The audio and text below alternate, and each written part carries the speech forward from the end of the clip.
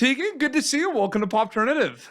Thank you so much for having Well, me. welcome back to Pop Turn because I didn't do the interview, but you spoke to my sister last year with your sister Sarah Helen on like about high school and Freebie. So you're a two-time guest of the show, technically.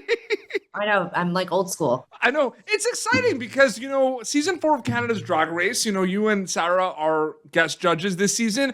As an artist, as a musician, I feel like you're always getting judged on your music, right? Whether it's a competition or like just kind of putting a song on Spotify and people are judging it. Now the tables have turned. You're a judge, right? What was that like for you? Was it a change of pace a little bit? Yeah, it's interesting that you bring that up because when we got emailed from our management about doing this, my instinct was like, no, because I don't want to judge anyone. I'm not a critical person. I don't like criticizing but we were reassured very early on that that was not our role there, that we wouldn't have to do that. We could take it whatever direction we wanted, and we could be very positive and encouraging if that's what we wanted to do. So I was very, very excited. But yes, my instinct immediately was like, no. Yeah, totally. I totally see it. Especially with you're not judging music, right? Because I feel like that is like I can't even, yeah, that's the hardest thing, right? Sometimes you've done that before too with your sister. Yeah. Well, I also I was really nervous about going on Canada's Drag Race because I also I don't know that much about drag. Like I've only just been, like an audience member, like I don't know that much about it. And I also felt like I don't really know that much about fashion, it's sort of hit or miss with me personally. So, yeah, I felt like I was like, are we the most underqualified guest host of all time? Maybe. So that was actually my next question. It's almost like you knew I was going to ask this, and I didn't send the questions in advance. So I don't know. I'm just saying, like, we're on the same page here. What was it like just kind of soaking everything in, seeing the contestants, seeing the judges, seeing everything? And yeah, like you say, you're not familiar with that world as much. What was that like, kind of just being there specifically? Oh my God. I mean, it's so cool. I mean, honestly, it's one of the best parts of being a musician and being in our band is we've had this like incredible run of 20 years of making music and getting to visit sets. And, like I remember one time we went to the set of Price is Right and we took a photo in one of the sets at Young and the Restless. So it's like, it's always very cool as a musician to step onto a soundstage. And this was no different. Like getting to be on Canada Drag Race set was really like, I don't know, it was kind of overwhelming, to see how it all gets put together, to go into the room, to see just all the fabric and all the like pieces. I mean, like it was just very overwhelming. I mean, I have to be honest, the first night I was like, oh my God, how are we going to do this? We don't know anything, but you just get caught up in it. It's just so beautiful and loud and big and exciting. And everyone is so excited to be there that you just feel so special and welcome. But it was definitely really overwhelming having to walk the catwalk. 100%. I mean, I still have nightmares about it. It's all very outside of our usual world. 100%. And, Canada's Drag Race is going to be available to watch Canada, but we're talking about the premiere in the US on WoW Presents Plus, November 16th. Yeah. They're going to be able to check that out, season 4. At some point, I'm wondering if there was a conversation that you and your sister had about the wearing many hats and doing, like, at one point you're making music and at one point it's going really well, and then there's going to be more opportunities, maybe to write a book, maybe to be a guest judge. Is that an official conversation you have with your sister, or does that kind of just happen? Yeah, I mean, I guess it's kind of both, I guess. Yeah. Like for a lot of years we just were musicians. And then I remember it was maybe after our fourth or fifth record, we started to have radio success and we started to get bigger, and we started to get requests like this kind of thing.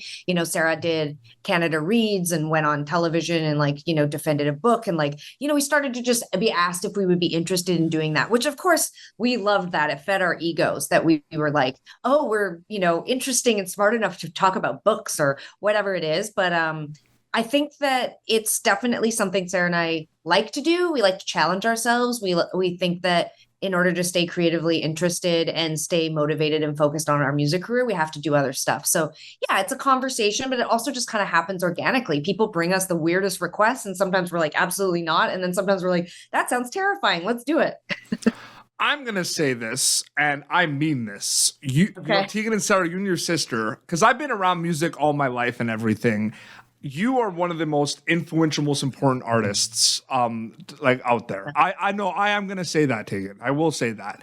The amount of people I know that have learned guitar playing the con and walking with a ghost. No, I'm just saying that is important. Yeah. Those songs took people, away from really tough times. And I just want to say, you can't no one takes that for granted, but I just want to say that's never not going to be surreal to think about that. Right.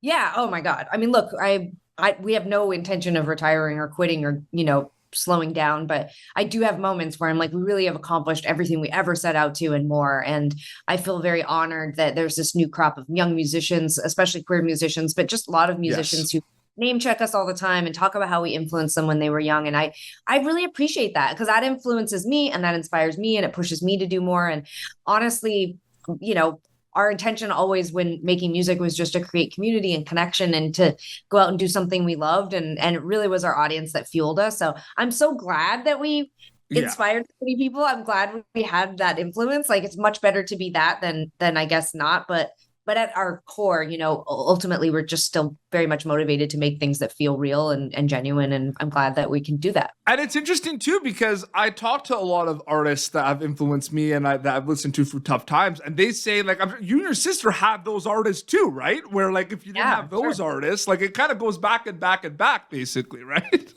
Sure. No, absolutely. It's funny, actually, this year we talked for the first time to Ani DeFranco, who, a lot of artists will remember. I mean, she's still kicking it and playing and making amazing records, but was very, very, very popular, in the late 90s, kind of had a surge of popularity. It was on the cover of Spin magazine. I mean, really kind of ushered in a new era of queer female fronted music. And, we were in high school, so we were just in awe of her. And I can't believe it. It took 2 decades to finally meet her and talk to her. But, I understand the power of influence and I understand how important it is to be who we are. And for Sarah and I, that's always been about being outspoken, being political, being well-read, being queer, and saying it how it is and always making stuff that we really believe in. And I think that that's what we add to all of these other kinds of projects, whether it's, producing TV or writing books or being guest host on Canada's Drag Race. It's just always lead with good intentions and lead with who you really are. Just be you. What was it like when you officially kind of wrapped being a guest judge for the show? Was it kind of like what did you do next, basically? Were you like, this was awesome, I want to do something like this again? Were you interested to learn more? I'm just curious what that feeling was like when you were done. It was, you're waiting until it's out. What was that like for you, next step wise? I mean, I was so thrilled that it went so positively. We had such positive time on set, and the feedback from everybody involved was really wonderful. The last thing we did as we left set was actually Brooklyn agreed to FaceTime our mom. I mean, we just were like, oh, can we get a message for our mom? Because our mom is just such a massive fan. But Brooklyn actually FaceTimed our mom. It was such an amazing moment. Awesome. When we left and flew home, honestly, I just thought to myself, this was an example of something that I dreaded doing, and not because of the actual show. It's just because I'm actually kind of shy and awkward and I hate being on camera. And it was an example of something that I'm glad we push ourselves and challenge ourselves to do stuff outside of our lane, because it was really fun and enriching. It was incredibly inspiring to see all of these queens doing their thing. It was a really cool experience. So I think we've taken that into our work since. It's just always, when my instinct is to say no to something, I really push back on that. And I ask myself, why am I saying no? 100%. And again, like we said, November 16th in the States on Wild Present Plus, season 4 of Canada's Drag Race is going to premiere. Tegan, it was an honor and privilege to speak with you. And thank you so much. And thank you for your music. I really mean that. I appreciate that very much. Nice to talk to you. Thank you for tuning in to Popternative. Make sure to check out our past episodes of Popternative on YouTube. This has been an Autograph Communications production.